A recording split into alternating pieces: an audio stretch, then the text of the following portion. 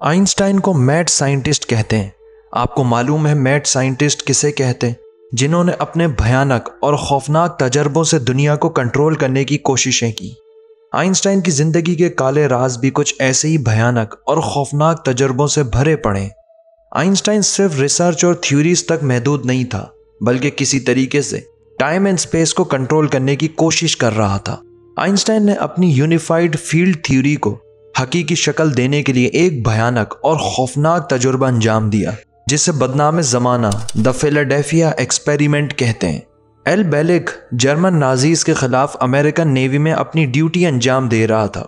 1930 में उसने एक इंकशाफ किया कि यूएस नेवी ऐसे एक्सपेरिमेंट पर काम कर रही है जिससे जंगी जहाज़ों को इलेक्ट्रोमैग्नेटिज्म के जरिए कुछ टाइम के लिए इनविजिबल किया जा सकता है। इस तजुर्बे को लीड करने वाले आइंस्टाइन हैं।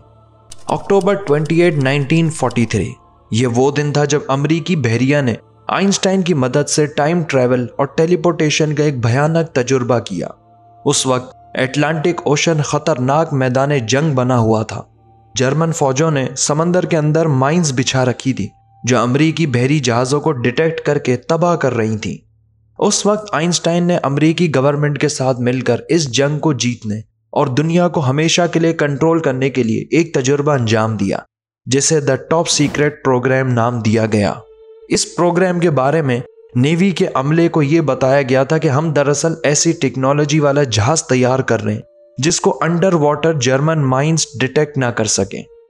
मशहूर साइंटिस्ट निकोला टेस्ला ने इस एक्सपेरिमेंट को बहुत ही छोटे लेवल पर करके कामयाबी हासिल कर ली थी, लेकिन जब इस टेक्निक को बड़े जंगी बेड़ों पर आजमाने का वक्त आया तो निकोला टेस्ला पीछे हट गए और साथ ही वार्निंग दी कि अगर इस एक्सपेरिमेंट को किया गया तो इसके नताइज बहुत ही खतरनाक होंगे।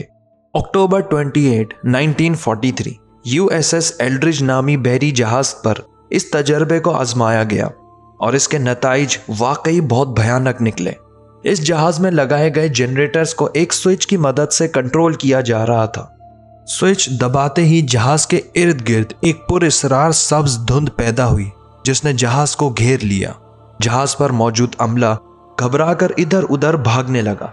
वो चीखते चिल्लाते रहे और कुछ ही सेकंड्स बाद एल्ड्रिज उस धुंध में गायब हो गया।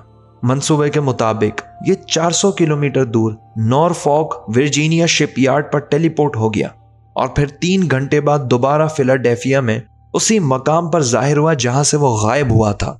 कार्ल एलन एक मर्चेंट था जिसका काम समंदर में कार्गो और पैसेंजर्स को एक जगह से दूसरी जगह भेजना होता है।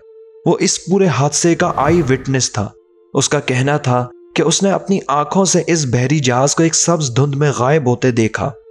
यहां तक कि बहुत से वर्जीनिया के लोगों ने यह दावा किया कि उन्होंने इस जहाज को अपनी आंखों से वहां जाहिर होते देखा और फिर अचानक गायब हो गया। ये देखकर उनको समझ नहीं आया कि यह हो क्या रहा है। जब यह बहरी जहाज फिलाडेल्फिया वापस लौटा तो अमले की हालत बहुत भयानक थी। कई लोग मर चुके थे। जो जिंदा बच गए वो इस हालत में पाए गए कि उनके जिस्म जहाज के लोहे से इस तरह जुड़े हुए थे जैसे वो उसी का हिस्सा हो, और वो इसी हालत में अजियत से तड़प तड़प कर मर गए। इस टॉप सीक्रेट प्रोग्राम पर कई सालों तक तहकीक करने वालों ने बहुत ही हैरत अंगेज इंकशाफात किए।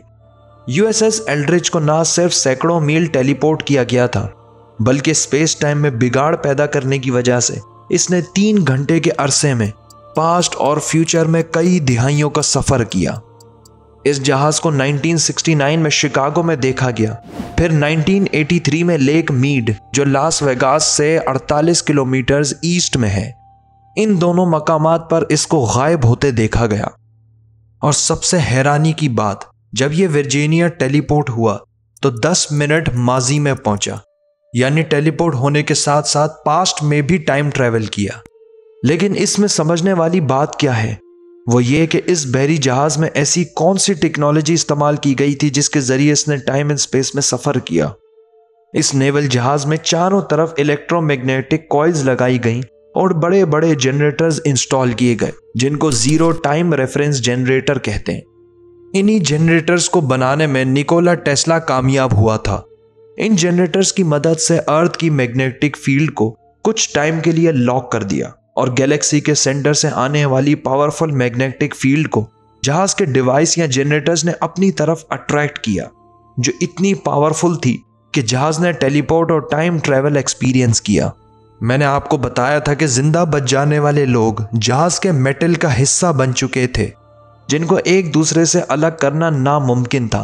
वो एक दूसरे के साथ मुंजमिद हो गए थे। जहाज जब दोबारा अपनी ओरिजिनल जगह पे पहुंचा तो बिल्कुल एक जगह मुंजमिद था, उसमें कोई हरकत नहीं हो रही थी। मतलब ये कि पानी में एक जगह खड़ा जहाज भी हरकत में होता है। दरअसल जहाज और वो अमला टाइम में फंस गए थे, यानी फ्यूचर और पास्ट के दरमियान में फंसे हुए थे, जिसकी वजह से जहाज उनके जिस्म के हिस्सों के साथ इस तरह जुड़ा हुआ था कि उनको अलग करना नामुमकिन था। दूसरे अल्फाजों में उनका मॉलिक्यूलर स्ट्रक्चर शिप के मॉलिक्यूलर स्ट्रक्चर के साथ मिल चुका था। आइंस्टाइन के मुताबिक फोर्थ डायमेंशन टाइम है और हम इंसान टाइम में सफर नहीं कर सकते, जबकि इस एक्सपेरिमेंट के जरिए एक थर्ड डायमेंशनल बीइंग को फोर्थ डायमेंशन एक्सेस कराने की कोशिश की गई। आइंस्टाइन ने अपनी फील्ड थ्योरी को हकीकी शक्ल देने के लिए इलेक्ट्रोमैग्नेटिज्म के जरिए स्पेस में वार्म होल क्रिएट करने की कोशिश की और यूं उन्होंने वार्म होल को एक्सपीरियंस करते हुए टाइम ट्रैवल किया। Third dimensional being wormhole के जरिए स्पेस टाइम में ट्रैवल करने के काबिल नहीं, जिसकी वजह से उनकी हालत इतनी भयानक हो गई। अमेरिका ने इस एक्सपेरिमेंट को छुपाने के लिए ये सबूत पेश किए कि यूएसएस एल्ड्रिज न फिलाडेल्फिया में था न वर्जीनिया में, बल्कि शिप लॉग्स के मुताबिक ये न्यूयॉर्क में था। और एक्सपेरिमेंट से मुतालिक जो वजाहत दी वो मैं आपको पहले ही बता चुका हूं कि जर्मन माइंस जहाज़ों को डिटेक्ट ना कर सकें। इससे आपको ये कॉन्सेप्ट तो समझ आया होगा कि वार्म होल्स को ग्रेविटेशनल फोर्स के अलावा मैग्नेटिक फोर्स के जरिए भी खोला जा सकता है, जिसको फिलाडेल्फिया एक्सपेरिमेंट के जरिए किया गया। और आज साइंटिस्ट मैग्नेटिक वार्म होल को क्रिएट करने में कामयाब भी हो चुके हैं। इसका मतलब ये है कि आज भी कहीं खुफिया लेबॉर्ट्री में टाइम ट्रैवल पर रिसर्च की जा रही है।